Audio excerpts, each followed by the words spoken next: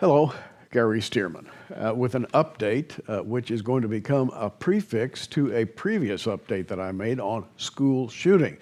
We had a shooting here in Oklahoma City just last night by a young man who proclaimed himself to be under demonic attack. More about that later. What happened was that he ventured toward a very, very popular Oklahoma City restaurant, packed with people, and headed toward the front door, opened fire with his own weapon. A bystander, seeing what was going on and having his own weapon, stopped the shooter, dead in his tracks. Well, that's the story, but there is another backstory, if you will, that was published by the Oklahoman, and here it is. A man who police say shot 3 people at an Oklahoma City restaurant before being shot and killed himself posted videos on YouTube in which he said he was under demonic attack. In a video dated April 27th, the young man is shown sitting alone in a room, speaking directly to a camera, saying that his life is in danger and he is under, quote, hardcore demonic attack. He says he constantly hears cracks and booms throughout his house, and he asks for real people to get in touch with him. And here's a quote from the shooter. "I have given up on life. My only hope is if a real person reaches out to me. I've been alone for far too long, going through hardcore satanic attack." Now, I could read more, but it's very clear to me the motivation behind this shooting is enunciated by the young man himself. May God rest his soul. The poor young man never found reconciliation. And yet, hundreds of lives potentially were saved when someone else showed up with a defensive weapon. Now, that's an act of God. Hi, Gary Stearman with another update from Prophecy Watchers. And today I want to address a subject that's been bothering me for a while. We've never addressed the subject of school shootings. You remember Parkland, Florida, February 14th, 2018, 17 students killed when 19-year-old Nicholas Cruz walked into the school with an AR-15 rifle and who knows what else, I don't know the details, and shot 17 of his fellow students. And it turns out that he had been watched on many, many occasions prior to the shooting. He had even gone on YouTube saying, and I quote, "I'm going to be a professional school shooter." Well, he lived up to that promise. And set a lot of us thinking, what in the world is going on? And then just recently, Santa Fe, Texas. That happened May 18th, 2018. A student, again, at Santa Fe High, Demetrios Pasgortis, 17 years old, and a school student, walked in with his dad's shotgun and an old .38 revolver. We're not talking about super weapons here. Shotguns and .38 revolvers have been around for a century. And he killed 10, injured 14. And as I make this update today, many of them are still in the hospital. What's going on? Now, many people have said, well, it's the guns, guns, guns, guns, so many guns now. I got to tell you, I can remember when I was a high school student. That's been some time ago. I don't want to say how long, but kids would drive to my high school in pickup trucks with gun racks in the back window, and it was not uncommon to see a .22 rifle in the back window. Lock the truck, come out of school that afternoon, the .22 rifle would still be there. Nobody thought anything about it. The idea of somebody walking into a high school. I went to a high school with 3,000 students. I went to another high school that had 4,800 students. There was never a thought of gun violence, even though a lot of the students were regular shooters. What has changed? Well, that's what I want to talk about. Is it the gun quantity? Is it social hatred? Is it some kind of social confusion? I don't think it's any of those things. And I wanted to look at an area in the Bible that I have talked about many, many times in the past, haven't mentioned it for a while, but it has to do with apostasy, what the Bible refers to as apostasy. And I'm going to turn my Bible to 2 Timothy chapter 3. And many of you who have watched these updates for a few years will remember that I've quoted this passage before. And it's 2 Timothy 3:1, "This know also, that in the last days perilous times shall come." Stop right there on verse 1. I think we're living in the last days. I think we're probably going to experience perilous times. I think we are. In fact, going back to 1938 and the Nazis and World War II, and then all of the brushfire wars that have popped up in the years since, and the communist revolutions and so forth, all of that is subtended under the idea of perilous times. Verse 2, "For men shall be lovers of their own selves, covetous, boasters, proud, blasphemers, disobedient to parents, unthankful, and unholy." We are drifting in that direction. Some would say it's more than drifting. Verse 3, "Without natural affection." And that means without brotherly love. That is to say, instead of brotherly love, there is hatred and competition, viciousness. There is social division at every level, fomented, by the way, on the various internet outlets available. And I'm thinking of Facebook right off the top. Read Facebook for a while and then think about without natural affection. Truce breakers, false accusers, incontinent, that means having no self-control. Fierce, despisers of those that are good. Traitors, heady, high-minded, lovers of pleasures, more than lovers of God, having a form of godliness, but denying the power thereof. From such, turn away. So that's this list that we've read many, many times before. And you're saying, well, how does that speak to gun violence? Well, I'll tell you exactly how it speaks to gun violence, because I think, what the Bible would feature as the central idea when it comes to violence in general. "This know also, that in the last days perilous times shall come." The Greek word translated into English as perilous is chalepas. And again, many of you may have heard me say this before, but that word is a very specific Greek word, and it means ragingly insane. And what is ragingly insane? Well, think of the idea of a mental institution.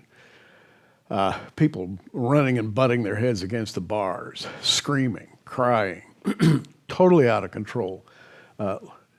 Little teenage weaklings it takes too strong attendance to handle one weak little guy who's absolutely possessed with something that's driving him internally. In other words, the whole idea of ragingly insane means having more strength than is possible for someone your size to have, having violent tendencies, being murderous, having the propensity, the unnatural propensity to do violence, even to the point of torture and killing. That's what this phrase implies. Perilous times, halapas, is found only one other place in the New Testament. That word is found in Matthew, and I'm going to turn there right now. If you're following me with a Bible in your hand, open your Bible to Matthew chapter 8, and let's just read starting in verse 23. Jesus gets into what is a fishing boat. The King James Version calls it a ship, but it would be like a 20-man boat, a rather large boat. And when he was entered into a ship, his disciples followed him, and behold, there arose such a great tempest in the sea, insomuch that the ship was covered with waves, but he was asleep. So get the picture here. And it can get to be pretty violent on the Sea of Galilee. There is the the west wind that blows down through the horns of Hattin across the sea, and you get big, big waves. And that's what was happening here. And he was sleeping in this boat, and his disciples came to him and woke him and said, "Lord, save us. We perish. We're going to sink." And he saith unto them, "Why are you fearful, O ye of little faith?" And then he arose and rebuked the winds and the sea, and there was a great calm. But the men marveled, saying, "What manner of man is this, that even the winds and the sea obey him?" This is the setup to something that I want to talk about. We have here the Son of God in the body of an ordinary man, lived for 33 years, and probably most people who saw him thought that, well, he was certainly a charismatic man, but they wouldn't have looked at him and said, "This man is the Son of God walking in human flesh." They wouldn't have said that at all. In fact, the Romans and the Jewish authorities hated him. But here he is, God in human flesh. He can change the winds and the weather at a single command. This is the setup for what comes next, because after Jesus and the disciples had sailed to the east side of the Sea of Galilee, you come to this verse, Matthew 8:28. "And when he was come to the other side," that is to the east side of the Sea of Galilee, "into the country of the Gergesenes, there met him two possessed with devils, coming out of the tombs, exceedingly fierce, so that no man might pass that way." So get the setup here. Over toward what's today called the Golan Heights, and there are caves and there are places where people would camp out and hang out there. You have two madmen guarding what they consider to be their territory, and they were so strong that nobody could stop them. Jesus and the disciples have just gotten off the boat after Jesus had demonstrated his ability to control the weather.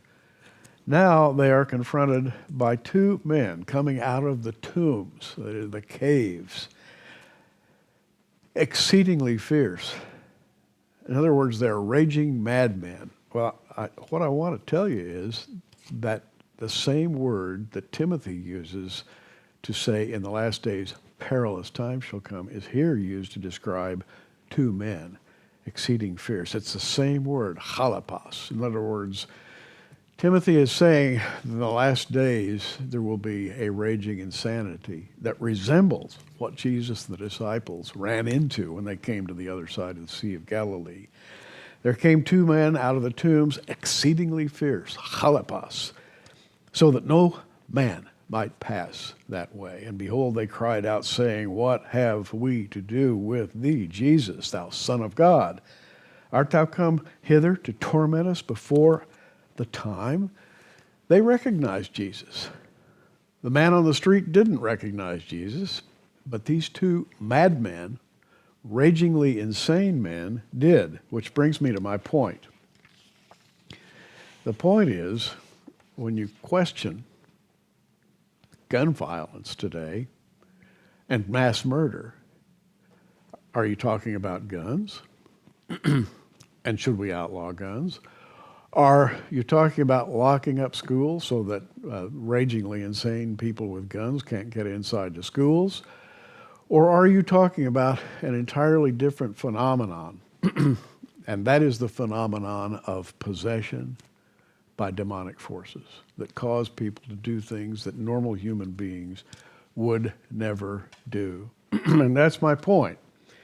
To explain what's going on today, don't look at guns. AR-15 or a .38 pistol, I don't care what it is, don't look at the gun.